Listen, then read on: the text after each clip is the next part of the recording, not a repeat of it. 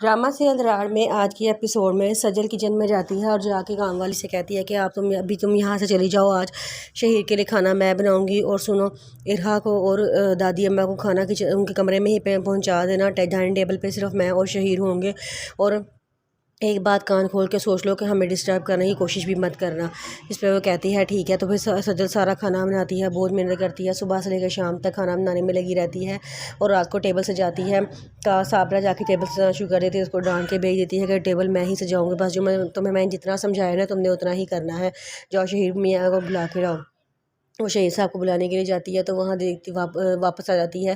फिर उसके बाद शहीर आता है, साथ दादी माँ को भी ले आता है। जो देखे सजल को बहुत गुस्सा आता है। शहीर दादी माँ को ला के बिठाता है और कहता है ये देखें, सजल ने अपने हाथों से खाना बनाया है, चख के बताएं कैसा बनाया है, मुझे तो शक्ल से ही बड़े मज़े का लग रहा है। दादी माँ कहती हैं कि हाँ सजल बड़ी अच्छी लड़की है, सारे घर का काम बड़े अच्छे तरीके से संभाल लिया है इसने। शेर कहता है हाँ जी, मैं तो पहले ही कहता हूँ कि सजल बड़ी अच्छी लड़की है। फिर वो दादी माँ को खाना खिलाना शुरू करता है, जिसपे सजल को बहुत गुस्सा आता है। वो गुस्से में अपने कमरे में चली जाती है। अपनी उसकी इतनी देर में उसकी मामा का फ़ोन आ जाता है। वो कहती हैं कि बेटा मेरे पास पैसे ख़त्म हो गए हैं, तुम ऐसा करो कि इरहा से कहो कि वो किसी बहाने तुम्हें पैसे दे दे। वो कह रही थी कि शहीर से पैसे ना मांगना क्योंकि अच्छा नहीं लगता, तुम इरहा से कहो फ़ौरन पैसे दे देगी। वो कहती है ठीक है। फिर वो इरहा के पास जाती है और कहती है कि मामा की कॉल आई थी, वो बहुत गुस्से में है। वो कह रही है कि तुम घर वापस आओ, रिश्ते वाले आए हैं, आना है, लेकिन हमारे पास उनके आगे रखने के लिए कोई चीज़ ही नहीं है। वो पापा पे बड़ा गुस्सा हो रही थी, जिस पे इरहा कहती है तुम फिक्र ना करो, मैं तुम्हें चेक काट के दूंगी, तुम वो पैसे निकलवा लेना और आने वाले को बड़ा अच्छा तरीके से सर्व करना। इरहा कहती है ठीक है, मैं आपको दे दूँगी। सज्जल कहती है ठीक है, मैं अम्मी को बता दूँगी। इरहा सजल की कहती है कि तुम्हें, मुझे लगता है कि तुम्हें वापस चले जाना चाहिए। सजल कहती है कि नहीं, मेरा बस चले तो मैं इस बच्चे के इस दुनिया में आए तक यहाँ पे रहूँ। लेकिन इरहा कहती है नहीं, तुम्हें घर वापस जाना चाहिए, मैं ठीक हो गई हूँ और शहीर मुझे चेकअप कराने के लिए ले जाएंगे, तुम्हें परेशान होने की ज़रूरत नहीं है। वो कहती है कि नहीं नहीं, मैं यहीं पर रहूँ, तुम मुझे क्यों घर भिजवाना चाहती हो। लेकिन इरहा कहती है कि नहीं, तुम्हारा घर जाना ही बेहतर है, वरना चची जान का गुस्सा बहुत तेज़ हो जाएगा। ये कह के वो अपना रसाला पढ़ना शुरू कर देती है और सजल को इग्नोर कर देती है, जिस बात का सजल को बहुत गुस्सा आता है।